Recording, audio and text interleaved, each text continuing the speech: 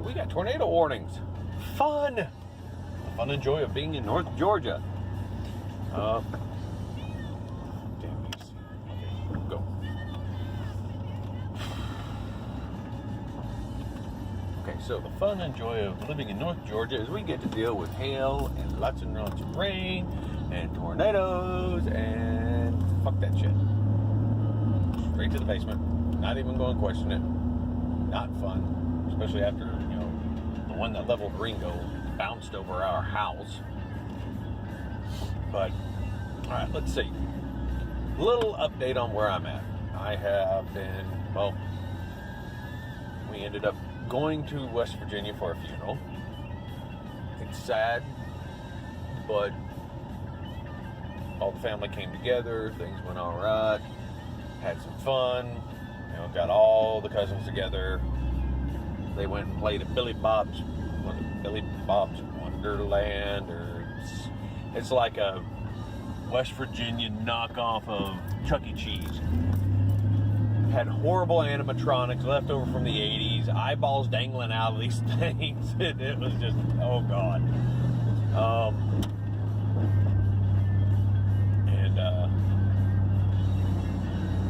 Overall, it wasn't bad. It took a long weekend, went up, saw family. And as soon as we got back, right back at it. The trip back down, I ended up jotting down notes to finish out my Braxton outline. That way it was done out of my head, and when I get to it, all I gotta do is start cranking at it and I can write that story out. But the outline is fleshed, so that's done. I submitted my Four Horsemen short for the new anthology. Ben and Rachel got theirs in, so that's awesome. Hopefully, if all goes well, we'll all three get into the anthology, and that'll be some cool shit. Let's see. I submitted 3 of my short stories to Aphelion. Ooh, hey, that's a big hole. Don't want to drop in that. Aphelion Web Magazine. It's ran by Dan Hollyfield. He's been running the thing for like 30 years or something. And they run it like a critique group, like a writer's critique group, or just a general writing group. But they actually publish the works online, which that kind of goes toward the thought of this week so far. Critiques. Having thin skin versus thick skin, being able to take it.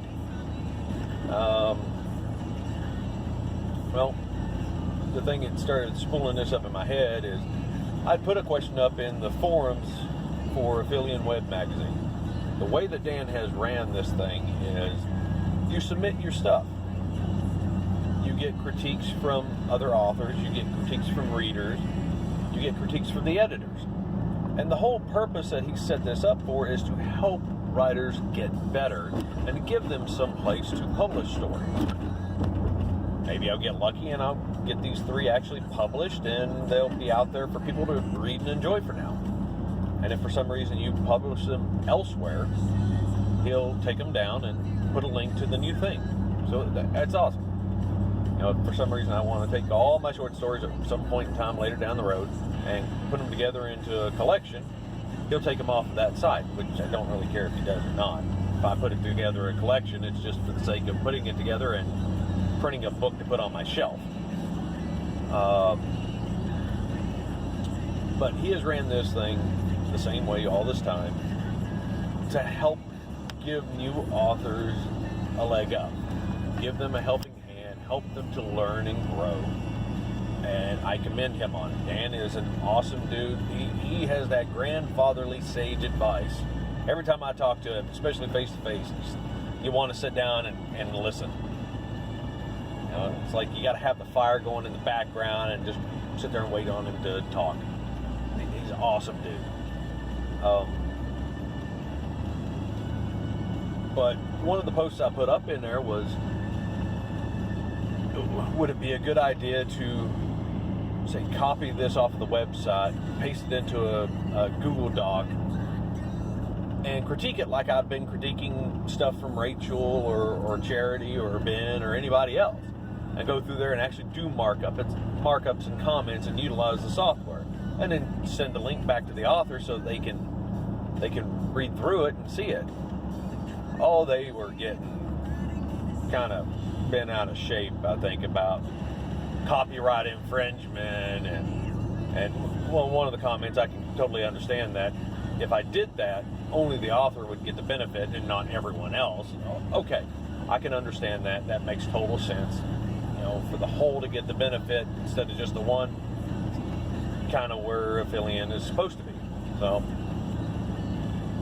and this one other guy was like, you're taking copyrighted material and posting it to another venue. It's like, no, I'm trying to put it to where I can put a lot of comments and use the markup features in the software to give it back to the reader, because a couple of things have been really good. All the stories have been solid as far as the base meat, but there's been a couple of them I've just wanted to bleed on.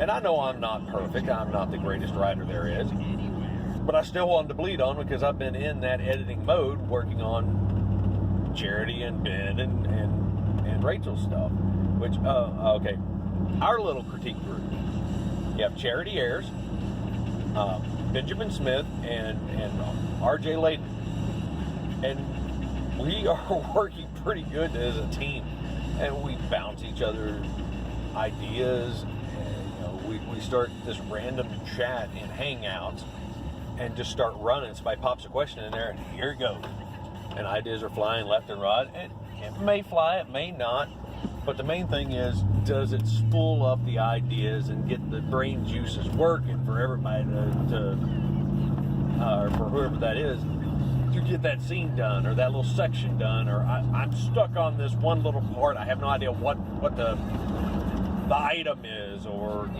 whatever it is. But we work good as a team. I think Ben's including something that I tossed at him in his Necropolis series, and it's just like, oh, that's cool. So I'll get to see a side idea of mine crop up in his stuff. And, I bounced stuff at them more than a few times, and I've included that into mine. On the markups for the Four Horsemen stuff, Ben has given it to me. Rachel's given me ideas. It was like, oh, wait, hey, that sounds better than the crap that I came up with. I'm going to use that. But that's part of it.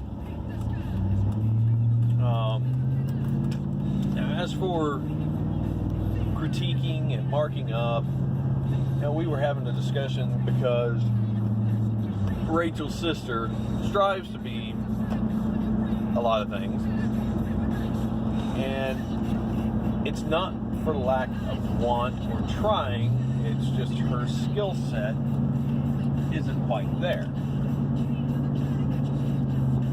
And anytime that you mark something up or give her a critique, whether it's good or bad, she just ignores it and pushes on with what she wants to do on her own. And that's fine. If that's what she wants to do, then she's on her own, and that's just where it is. But to get the critique, get the markups, and be productive about it, you have to get rid of your damned ego. And in our chat today, Rachel even brought it up that myself and her, we both work in the engineering field. We're both doing drafting design work, and we all the time get bloody markups from the engineers or project managers, which is part of the job. Things change because of the customer requirements, or no, we don't want to do it like that anymore, we want to do it like this, or whatever it is. So we're used to getting bloody markups. That ego went away a long time ago, at least for the most part. And when it came to the writing, yeah, there was some ego there. This is part of my writing style. Yes and no. Sometimes it's got to change and adjust and adapt. A lot of my writing style, going back and looking at some of the stuff from 15 years ago, oh God, I had some crap. The meat was good, but my sentence structures, my dialogue, my pattern, it has grown leaps and bounds from what I was. And one of my first critiques, my instructor in college, his wife was an English teacher, and she bled all over it. And I couldn't understand why she bled all over it. But now I do. Now that I go back and look at it, it's just like, oh my God, what was I thinking? So if you're not into that place to where you can let your ego go away, or just let it take a step back for a minute, you need to get there. You need to critically look at this stuff that people are telling you. Take it all in at once. Especially look at the spots where, you know, if you submit to a writer's group and everyone in that group that has sent you markups back, if they all comment about this one little section or one little line, you need to really look at that spot because something's wrong with it.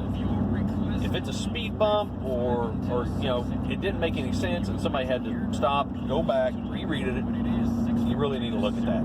Or if you got this big giant plot hole you can drive a Mack truck through, you need to really look at it.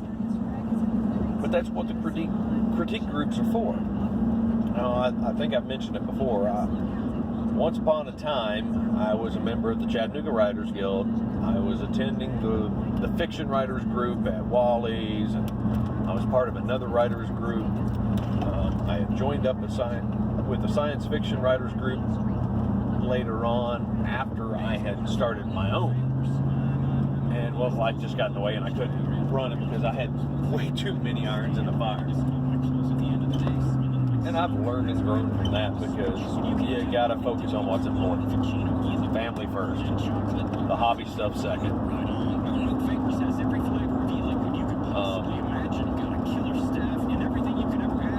But in all the groups, even though the Wally stuff, they were a general fiction group. And a lot of the stuff that I was writing was kind of way out there compared to their things. I was doing sci-fi, deep set, Lovecraftian horror, epic fantasy kind of stuff, and they're not used to that. They were used to just basic fiction. And the age range in that group was kind of up there a little bit. So that might have had something to do with the markups I was getting. Their concept, well, not concept, their standard of sentence structures and grammar and all that was from a different time period as well. I have this tendency to write my structure like Robert Jordan or Robert Howard. Those are some of my favorite authors. And I'll have a tendency to go off on deep end like Lovecraft when it comes down to description and stuff. So I have to polish that out. People don't quite like the verbose descriptions anymore. And it depends on what you're writing. Fantasy, you can usually get away with it. Military science fiction, not so much. From my experience so far with Chris Kennedy Publishing or Seventh Seal Press for the Four Horsemen stuff, they want it quick to the point, get on with it, and just do it, and then action. I think I got a lot of action. I hope that goes over well. So part of it depends on your publisher, who you're sending your stuff to. But go through all the critiques that are given to you. Look them over with an open mind. And take a step back. You're not looking at it as you, the author. Now you're looking at it as the reader. And you really need to read your stuff out loud. It may be grammatically correct with commas and semicolons. Doesn't mean it reads well. Go through and read it out loud. And if it's way too long and you have to take a couple of extra breaths in there where there aren't commas, you might want to reword it. Shorter sentences seem to hold people's attention better. What? The U.S., we're sitting at like a 4th grade, 5th grade reading level is the average. And granted, it depends on the demographics you're going after. But if you're putting it at a basic average so that anyone can possibly enjoy it, you want to look at that. If you're going for a specific demographic that loves a lot of verbs and adverbs and description, and you can get away with a page worth of handwrites description, go for it. But just know that you're going to be limited on your demographic.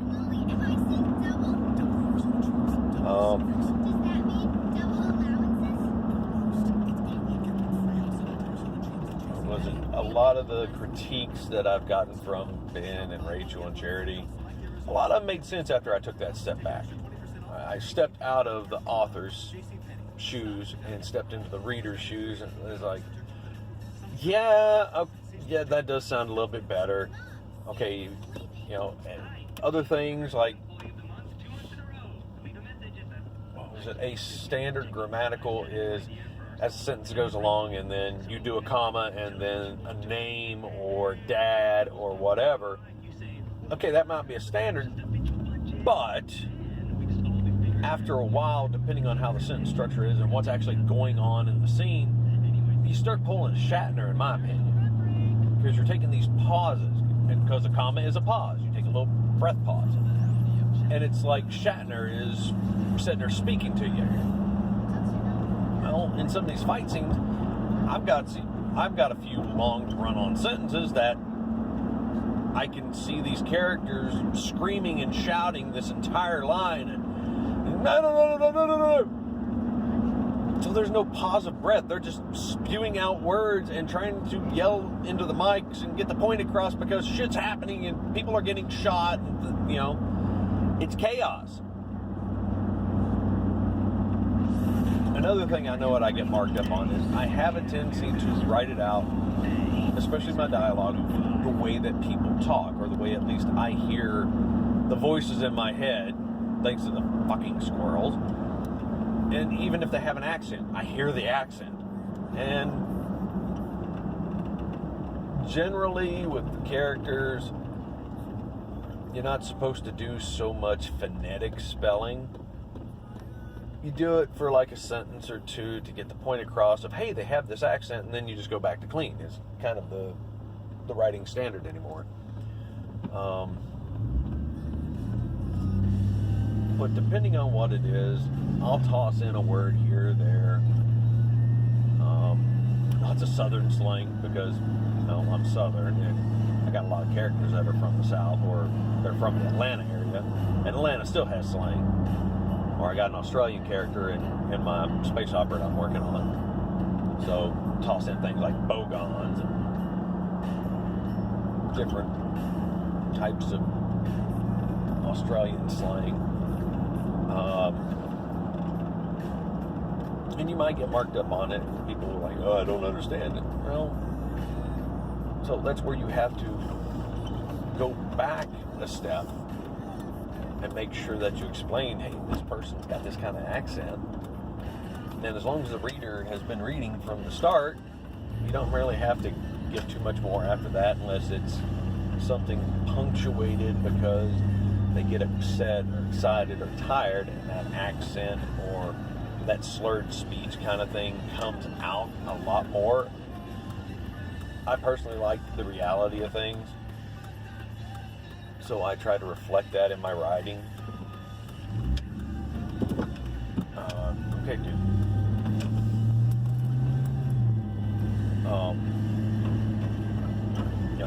Somebody's tired and they get really excited.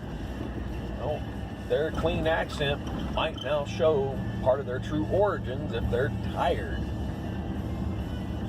I know if I listen to any of the Outlander series, which I love that series, and the narrator makes those books, I read very slow, so I tend to go to audiobooks because I can picture everything and I can be doing my job while carrying on about 3 or 4 chat conversations and listening to an audiobook while jotting down notes for whatever stories are running through my head at the same time.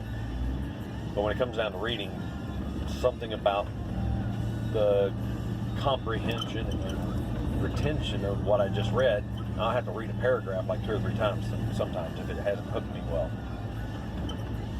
But I just totally went on a sidetrack and forgot where I was.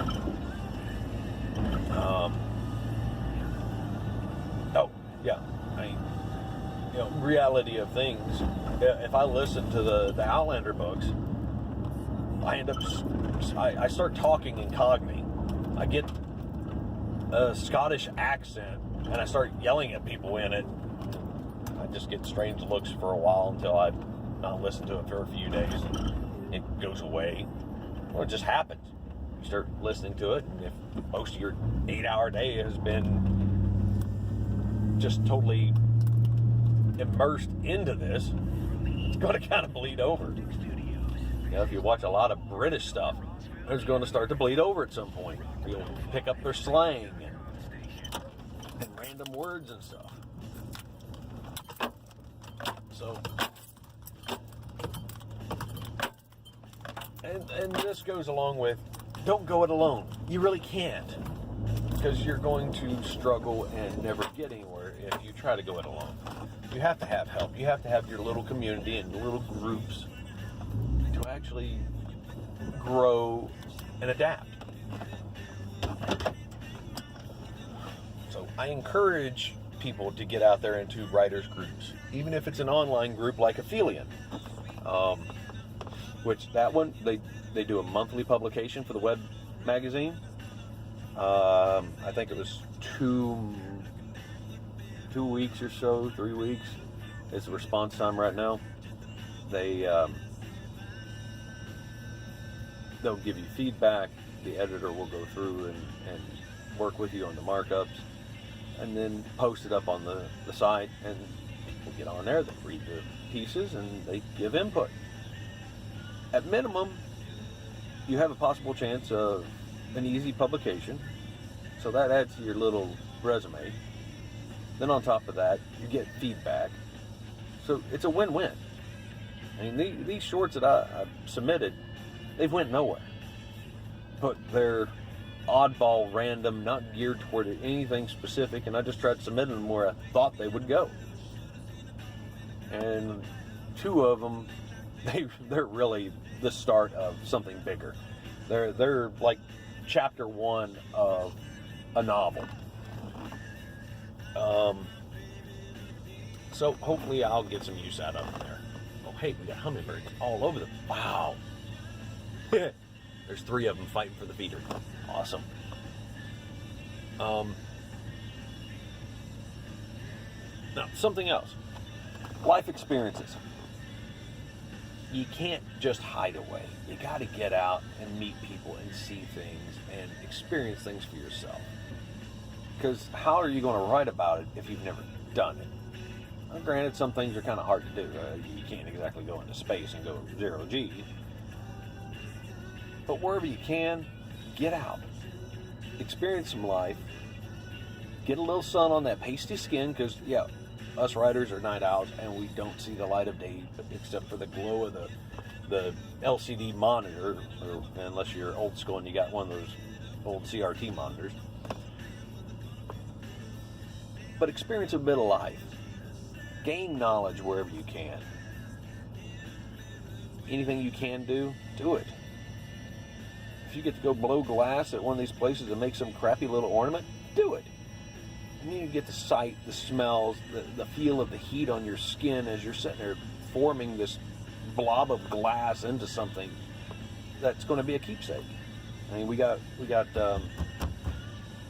Ignis, I think is the name of it. A glass studio here in Chattanooga. It's up on Market Street. Awesome place, beautiful work. It's like $35 to go in and make your own little ornament or paperweight. Oh, I hadn't done it. I hadn't took the kids in there because it's $35 a pop, and times that by 3, so it's a little bit of a chunk of money. Then I'm going to want to do it, so it's extra. But I've done it before. When I was younger, I got to play in a glass blowing place, and we got to make marbles. And they let us blow in the tube and roll the glass. It was like 1st or 2nd grade. Granted, it's been a long while ago, but I still remember it. So get out there, experience, find a writers group.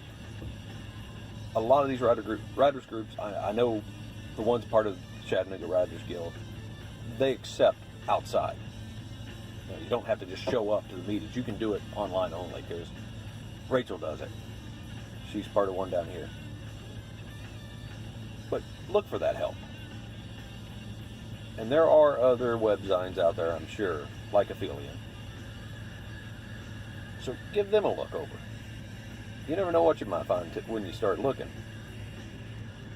Alright, so time to go eat, play with babies, and eventually do a little more writing. 1,100 words into chapter 16 today, and hopefully I'll finish it up tonight. So, alright, keep your heads up and your pen sharp.